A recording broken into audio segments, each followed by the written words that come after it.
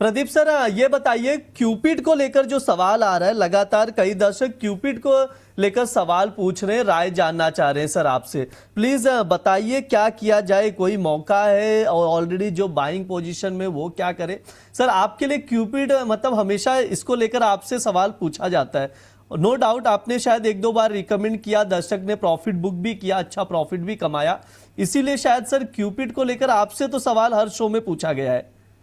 Sir मैंने जिंदगी में 3 बार रिकमेंड किया है। एक बार रिकमेंड किया है वाह। 70, एक बार रिकमेंड किया है 104 में, और एक बार रिकमेंड किया है 135 में। ये तीनों लेवल पे मेरे हिसाब से एंट्री था।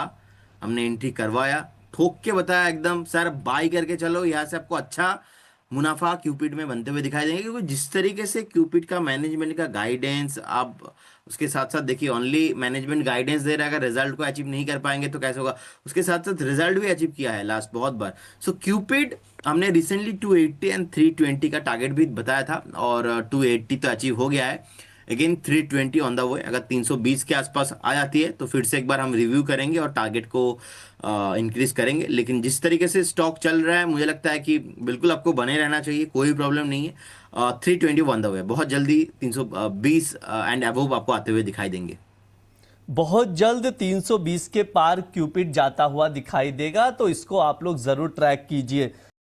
सर एक और राय दे दीजिए Pradeep sir, Nippon India Nifty pharma ETF एक बार जरा देखिए, अभी 27 साढ़े 27 के करीब का भाव है। अभी अगर देखिए 3 साल का नजरिया जानना चाह रहे हैं यहाँ पर, पीएल करके एक यूजर आईडी है, उनकी तरफ से ये सवाल आया है। जो करंट भाव है उसी पर बाइंग है उनकी। समझना चाह रहे हैं कि आने वाले 3 साल में जैसे फार्मा ईटीएफ को आप कैसे देखते हैं, फार्मा सेक्टर को कैसे देखते हैं, कैसे बढ़ता हुआ नजर आ सकता है, कितना प्रॉफिट बन सकता है? जी डेफिनेटली, यहाँ से व्यू बुलिश रहेगा ओवरऑल इंडियन फार्मा स्टॉक्स के ऊपर। आप देखेंगे फार्मा ऑब्वियसली डिफेंसिव माना जाता है, and recently particular Nippon India Nifty pharma ETF एक रेंज के ऊपर भी सस्टेन हो रहा है। आप देखेंगे 22 23 के ऊपर एक ब्रेकआउट भी आके रखा है।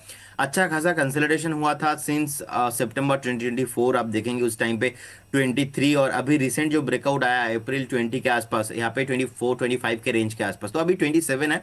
मुझे लगता है कि अगर आपका 3 साल का व्यू है तो एटलीस्ट आपको यहाँ से 38 40 मिनिमम में होना चाहिए।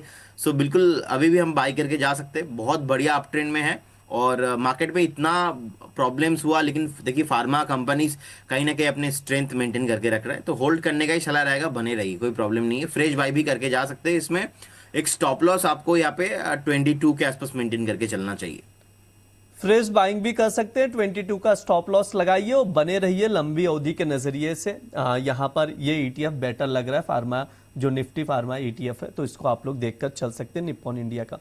ठीक है, अगर आप 615 के ऊपर खरीदारी करें तो ज़्यादा बढ़िया है। ग्लैंड फार्मा देखिए सर, ग्लैंड फार्मा का ना 1 महीने का चार्ट लगाइएगा। नंबर्स आए थे सर, नंबर्स का इंपैक्ट हमने कल देखा था, बहुत ही शानदार मूव देखने को मिला था नंबर्स के बाद। स्टॉक में भी रैली काफ़ी अच्छी देखने को मिल चुकी है, और खबर ये आई है कि बोर्ड ने जो दीपक सप्रा जी को सीईओ नियुक्त करने की मंजूरी दी है। दीपक सप्रा जी अगर हम देखें तो डॉक्टर रेड्डीज में फिलहाल कार्यरत हैं। ये एपीआई एंड सर्विसेज सेगमेंट में ये सीईओ की सेवाएं दे रहे हैं, और अब इनको ग्लैंड फार्मा का सीईओ नियुक्त किया है। स्टॉक में रहना बहुत शानदार देखने को मिल चुका है सर। आप देखेंगे 1 महीने में 20% चल चुका है।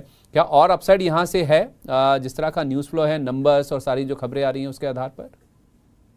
ये मुझे लगता है कि काउंटर में जो मोमेंटम है वो आगे जाके और भी कंटिन्यू होता हुआ दिखाई दे रहा है। लेकिन इन नियर टर्म क्योंकि बहुत ऊपर आ चुका है काउंटर, तो मुझे लगता है कि यहाँ पे थोड़ा प्रॉफिट बुकिंग या फिर थोड़ा यहाँ पे टाइम करेक्शन में कुछ दिन के लिए काउंटर जा सकता है, तो उसका ध्यान आपको रखना चाहिए। अगर ये आपको थोड़ा डिप दिखाता है या फिर थोड़ा टाइम कंसोलिडेशन में जाता भी है तो घबराने का कुछ नहीं है, क्योंकि यहाँ पे मुझे रेजिस्टेंस अभी दिखाई दे रहा है, वो लगभग 3500 के आसपास।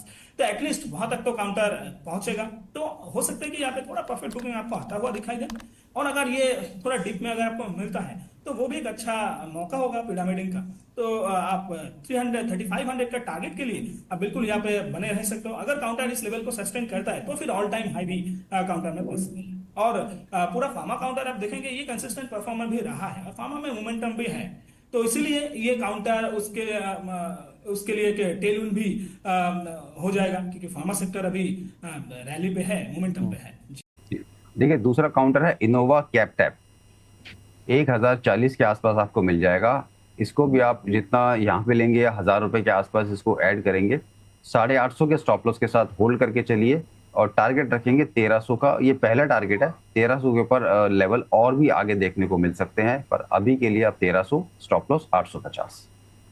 Innova Captab second top pick sir की ओर से रिकमेंड किया जा रहा है, खरीदारी की सलाह दी जा रही है। करंट भाव से 1039 पर खरीदारी करें, 1300 तक के टारगेट के लिए शानदार टारगेट दिए जा रहे हैं, इसको जरूर आप लोग ट्रैक कीजिएगा। इनोवा कैप्टेब 850 तक का स्टॉप लॉस मेंटेन करना है। स्टॉप लॉस स्क्रीन पर दिया है, टारगेट स्क्रीन पर दिया गया है। आप लोगों को खरीदारी की सलाह दे रहे हैं राजेश सर, इसको अपनी रडार पर रखिए, ट्रेडिंग कॉल नोट डाउन करते चलिए और स्टॉप लॉस जरूर मेंटेन कीजिएगा।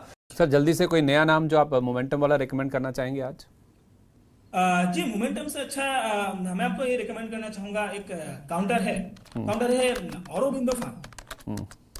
क्योंकि फार्मा देखिए ऑलरेडी एक कंसिस्टेंट परफॉर्मर रहा है, और मेरा जो व्यू है कि पूरे साल अभी जितना बाकी है यहाँ पे फार्मा काउंटर आपको और भी चलते हुए दिखाई देगा। एंड ऑरोबिंदो फार्मा देखेंगे लगातार एक रैली पे बना हुआ है, एंड यहाँ पे कप एंड हैंडल पैटर्न भी आपको बनते हुए दिखाई देगा, ऑल टाइम हाई के आसपास भी चल रहा है। मुझे लगता है कि ये काउंटर आपको आगे जाके 2000 तक आता हुआ आपको दिखाई देगा। तो बिल्कुल जिस लेवल पे चल रहा है, इस लेवल पे आप एक खरीदारी करके जा सकते हो। स्टॉप लॉस यहाँ पे आपको मेंटेन करना जरूरी है, जो आ रहा है 1460 के लेवल पे, एंड 2000 के टारगेट के लिए बिल्कुल आप यहाँ पे एक पोजीशन बना के जा सकते हैं। निप्पॉन इंडिया का जो फार्मा का ईटीएफ है ना, उस पर भी राय ली गई। ऑब्वियस सी बात है, फार्मा सेक्टर अगर बढ़ेगा तो ईटीएफ की प्राइस भी इंक्रीज होगी। तो एक फार्मा को लेकर जरूर राय दे दीजिए कि आने वाले 3 साल के लिहाज से आप कैसे देखते हैं। देखिए 3 साल का नजरिया अच्छा है। अगर आप फार्मा लेना चाहते हैं तो एक चीज ध्यान रखिएगा कि जिस भी दिन आप पैसा लगाएं, बस ध्यान रखिए कि फार्मा सेक्टर उस दिन डाउन हो। आप पार्ट्स में लगाएं, जिस दिन आपको फार्मा सेक्टर डाउन मिले, रेड मिले, आप उस दिन पैसा लगाएं, तेजी को फॉलो ना करें। क्योंकि जो लोग ईटीएफ में लगाते हैं या जो म्यूचुअल फंड्स में पैसा लगाते हैं, उनके लिए सबसे बेस्ट जो रणनीति है वो यही होती है कि जब आपको मार्केट रेड दिखे, आप उस दिन पैसा डालिए, तब आपका रिटर्न औरों से बेहतर निकल करके आएगा। 3 साल का व्यू बहुत अच्छा है, पर लेना डिक्लाइन पे है। आपको 3 साल में 30 से 35% का भी रिटर्न इजीली, उससे ज्यादा भी मिल जाएगा। क्योंकि मार्केट के अंदर अगर डाउन साइड बनती है या अमेरिका की तरफ से कुछ ऐसे फार्मा सेक्टर को लेकर के, उनकी प्राइसिंग को लेकर कुछ नेगेटिव कमेंट्स नहीं आते हैं, तो फार्मा अभी भी पॉजिटिवली रिटर्न और अच्छी तरीके से बाजार को आउट परफॉर्म करता रहेगा। ठीक है, तो ये सर की राय निकल कर आ रही है। फार्मा सेक्टर को आप जरूर ट्रैक कीजिए। सर अभी जो भाव है फार्मा के, मतलब ईटीएफ का ले लें या निफ्टी के लेवल्स को ले लें, क्या मौजूदा भाव ठीक है बाइंग के लिए, मतलब 3 साल के नजरिए से, या थोड़ा सा वेट करें, मतलब डिप का वेट करें? थोड़ा सा वेट कीजिए, क्योंकि आप भी जानते हैं कि पिछले 2-3 महीने में जितने बढ़िया रिटर्न मिले हैं, तो थोड़ा सा उसमें वेट कर लेंगे, लोअर लेवल पे लेंगे तो ज्यादा अच्छा रिटर्न मिलेगा। एक बार वेट कर लेने में बुराई नहीं है। एक बार वेट कर लें, थोड़ा सा लोअर लेवल पर मिले तब एंट्री लें। गौरव सर, आपके लिए एक सवाल आ रहा है रजत अग्रवाल जी का, पाइन लैब्स को लेकर। कह रहे हैं कि 160 के भाव से 1000 शेयर उन्होंने खरीद के रखे। शॉर्ट टर्म नजरिया जानना चाह रहे हैं सर। अभी देखा जाए 166 का भाव चल रहा है, 6 रुपया प्रति शेयर प्रॉफिट में ही है।